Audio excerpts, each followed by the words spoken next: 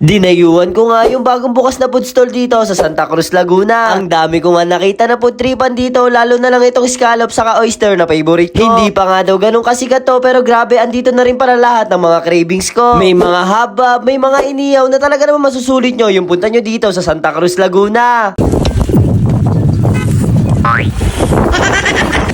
Hi mga kabadis, ako nga pala si Miko. Bali ngayong araw nga po pala yan, dito tayo sa Santa Cruz, Laguna. May nabalitaan niya ako na may mga bagong bukas na food stall dito, kaya naman samahan niyo ako kung masarap nga ba talaga doon. Ito nga kagandahan pala dito, ang ganda pala ng view dito kapag pupunta kayo doon tapos sobrang hangin. Kaya ako nga din talaga dinayo to kasi may nakikita nga ako dito mga scallop saka oyster na talaga naman favorite ko. Kaya naman tara, samahan niyo ako lumibot dito kung ano nga ba yung mga pagkain na meron dito. Pagpasok ko nga dito, ang dami na rin palang food stall na mga nakatayo dito. Tamang libot-libot nga muna kami dito kasi hinahanap ko talaga dito yung oyster sa yung scallops. Nahihilo na talaga ako paghanap ko nasa na nga ba gayon, tapos maya nga lang din nakita ko na nga rin ito. Akala ko nga lemon to, pero may mga scallops na rin palang tinda dito. Salamat nga dito kay ma'am kasi nakilala tayo, kaya naman inabutan nila tayo ng 2 lemon. Tapos maya nga lang ito, order na nga rin pala ako scallops saka oyster na talaga namang cravings ko ngayong araw na to. Ito talaga yung dinayo ko dito kasi first time ko puputrip ng ganito. 10 pesos nga lang daw to per each, pero pag umorder kayo ng 10 may libre kayong 2. Tapos sa oyster naman nila 150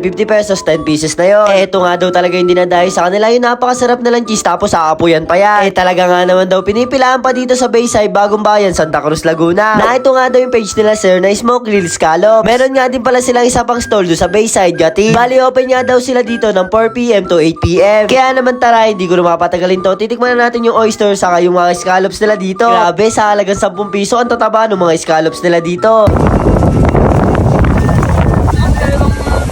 Grabe, kung nandito kayo sa personal, kung maaamoy nyo sa personal to, ang bango ng cheese niya.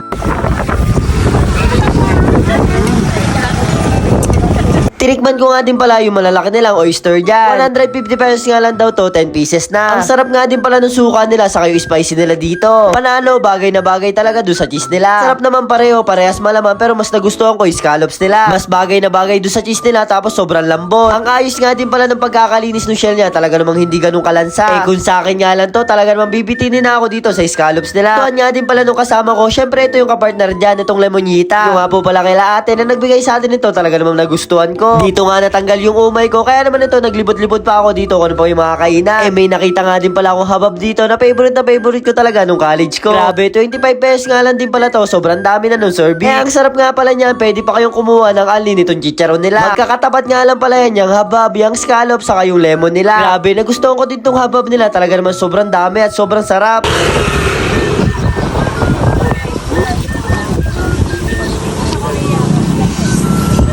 Na-miss ko nga talaga kumain dito. Ang sarap talaga nung habab dito sa Santa Cruz. Kaya naman ito, naglibot-libot pa ako kung ano pa bagay mga kainan dito. May mga chowpan. Madami pa nga mga kainan dito. Tapos tumingin nga din pala ako dito ng mga iyaw-iyaw. Sobrang laki nga nito, nakita kong dugo sa isaw. Di ko na nga alam kung ano bagay mga puputripin ko dito kasi sobrang daming food stall. Mabango nga din pala tong iniyaw nila. Talaga naman dito na ata ako mabubusog. Ang sarap nga niyan, lalagyan mong suka na may mga pipino. Syempre, hindi ko na ulit papatagalin yan. TK man na ulit.